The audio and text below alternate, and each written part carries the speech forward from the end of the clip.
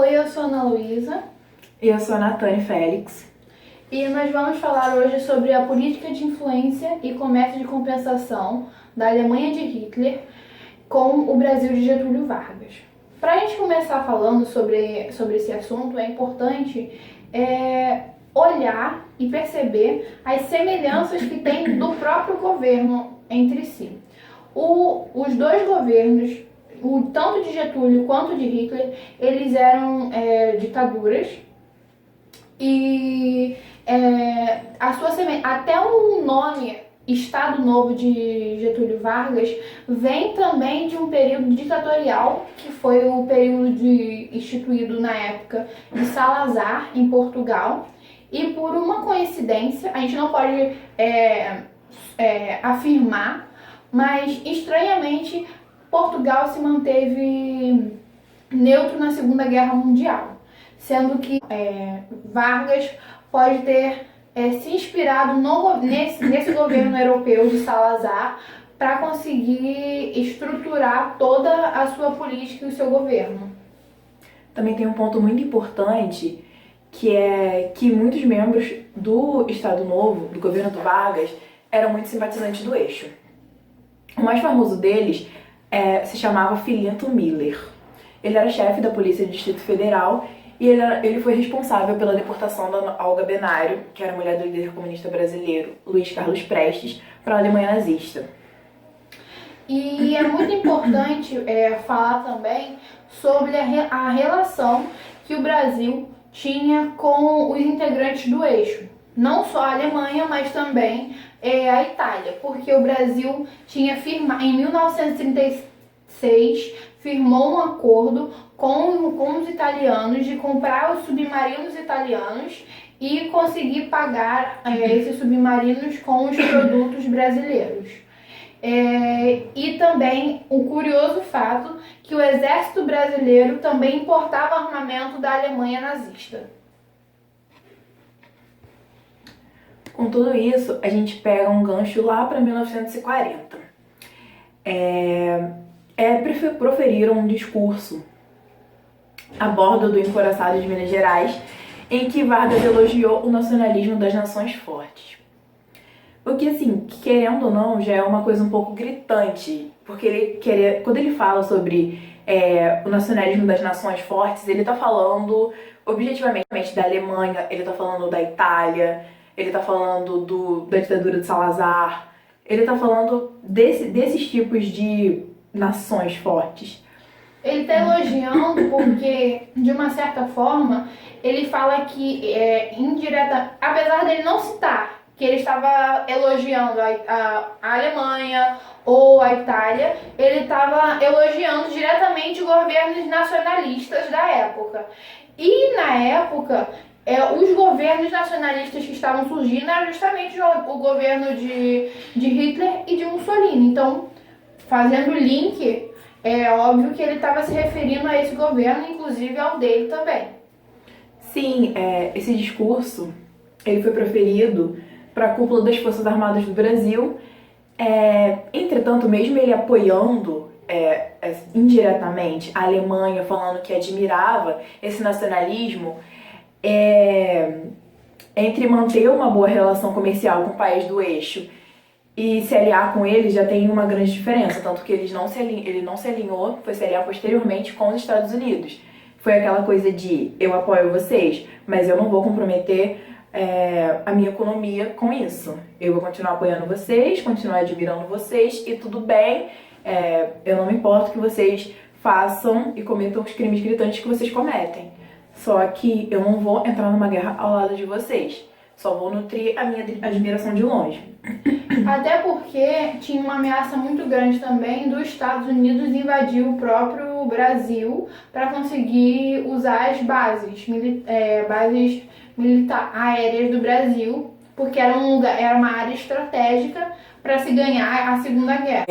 Mesmo nutrindo essa certa admiração por certos governos de extrema nacionalidade, né, como o da Alemanha, o da Itália, o Vargas pretendia permanecer neutro na guerra, porque ele achava que não era necessário você entrar numa guerra em que não vai ter nada favorável pro seu país, sabe?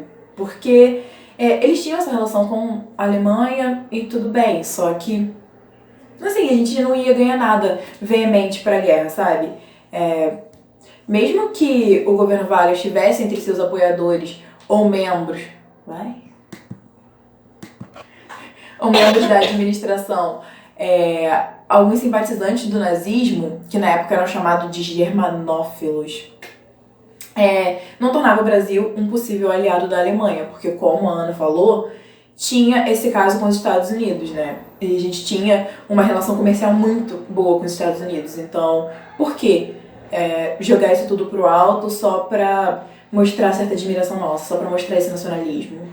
E até porque também a opinião pública condenava o nazismo. Então Vargas ia condenar também de uma certa forma o governo dele, porque se a opinião pública já batia na tecla de não, nós não podemos compartilhar com esse governo que mata as pessoas e tudo mais, como é que o nosso governante vai compartilhar? Até porque, né, pode-se também pensar que a população brasileira é uma população mestiça. Então, para os padrões de Hitler, a gente também entraria para o campo de concentração, porque ele queria uma raça ariana e justamente uma raça pura. E o nosso país é completamente diferente de uma raça pura. É uma raça completamente misturada. É uma etnia completamente diferente e misturada que vem de todas as partes do mundo. Então, a gente não se encaixaria dentro do padrão que ele queria. E vale lembrar também que uma das coisas que foram iguais também e é muito consistente em governos nacionalistas é a propaganda. A propaganda e também a censura. Porque os governos de Hitler e de Vargas faziam as propagandas deles. O Hitler fazia as propagandas pelo DIP, que era o Departamento de Imprensa e Propaganda do próprio governo. E Hitler também fazia isso. E também a censura aos governos existentes. Isso a gente pode ver que era muito forte nos governos dos dois. Porque era necessário criar uma imagem de um líder forte, de um líder que podia vencer tudo e a todos e colocar o país no progresso realmente. Que era a propaganda que Hitler fazia, né? Fazer a Alemanha grande. E a propaganda também que o Vargas fazia, né? Que é o progressismo do Brasil não necessitar de nenhum outro país. Ele conseguia crescer sozinho, o nacionalismo dele. Tanto comercial, que ele fechava também, a comercialização, mas posteriormente com o tratado com os Estados Unidos isso se ampliou, mas também com outras situações. Porque, na verdade, os Estados Unidos tinham oferecido uma proposta muito boa, que era financiar a Companhia Siderúrgica Nacional, que seria um grande ápice para a economia do nosso país. E isso ajudaria muito e Vargas não poderia negar isso para a nossa economia, até porque ele tinha um governo que queria que a economia se expandisse também. E com a criação também posteriormente da Petrobras. Agora a gente vai entrar na parte do comércio de compensação, que nada mais é o tipo de política exterior que Vargas levava.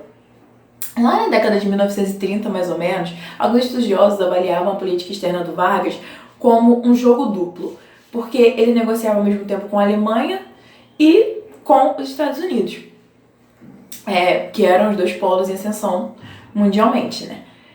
Então, mesmo com o problema de 1930 dos Estados Unidos, Vargas procurou dar uma continuidade na política externa praticada desde o início do século XX, que consistia em que os Estados Unidos fosse nosso maior parceiro comercial. Entretanto, mesmo com isso, a gente continuou mantendo algumas relações com Berlim, algumas relações comerciais. Só mais ou menos lá na Segunda Guerra Mundial que o Brasil ele foi forçado a tomar uma decisão e escolher um lado, propriamente. O comércio de compensação, que consistia em nada mais que a troca de mercadorias sem intermediação da moeda forte. Enquanto que os Estados Unidos optaram, como sempre, pelo livre comércio. Como ambos os países não tinham possessões coloniais, não tinham a América Latina em geral, e o Brasil em particular, representava um importante mercado fornecedor para a Europa e para os Estados Unidos.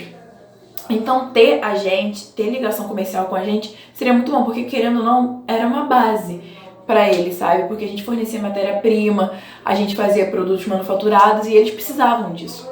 Além disso, o país ele também se ressentia dos danos decorrentes da interrupção de entrada de capital estrangeiro e do aumento do preço dos produtos importados. E como resultado disso, se registrou um déficit no balanço de pagamento, né?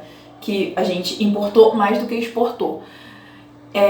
E isso acabou gerando uma crise cambial e teve uma suspensão do pagamento de serviço da dívida externa de 1931.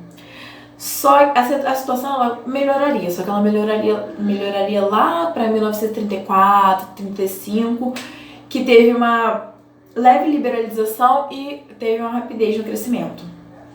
E não é de se surpreender que Vargas queria o melhor dos dois países, né? Queria tanto o sistema de comércio compensado da Alemanha quanto o livre cambismo norte-americano. E com isso ele assinou acordos de compensação em 1934 e 1936 e garantia a exportação de algodão, café, laranja, couro, tabaco, entre outros produtos manufaturados para os alemães.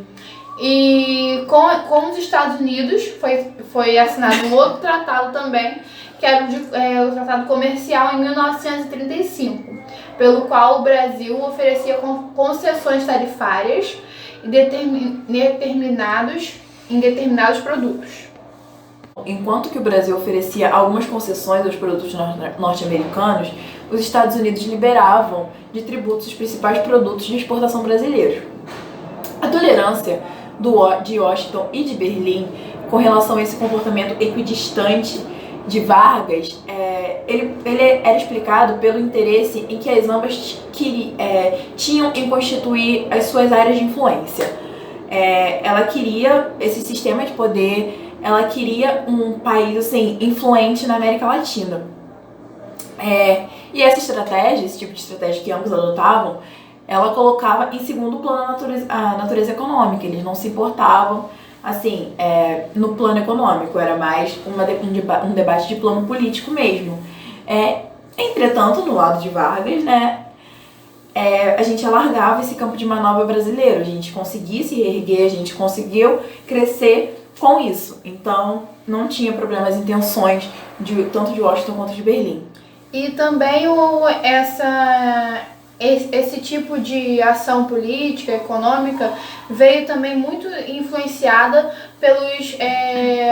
pelas pessoas do governo de Vargas, porque o Oswaldo Aranha ele era um admirador dos Estados Unidos e Eurico Dutra e Góes Monteiro era simpatizante do regime alemão. Então, ele recebeu influência de dois grandes ministros ali dele, grandes auxiliares dele, que puderam, ver a melhor forma de comercializar com a Alemanha ou com os Estados Unidos e fazer disso favorável para o nosso país. Sim, a gente conseguiu crescer no meio da crise. Então a gente pode perceber em toda essa análise o quanto o governo alemão era importante para Vargas, enquanto a nossa comercialização com os alemães também era importante. Então acabava que a situação com o governo dos Estados Unidos também era muito importante para o Brasil. Então ele ficava meio entre essas duas vertentes, em dúvida. E aí prevaleceu, né? Foi mais favorável permanecer do lado dos Estados Unidos.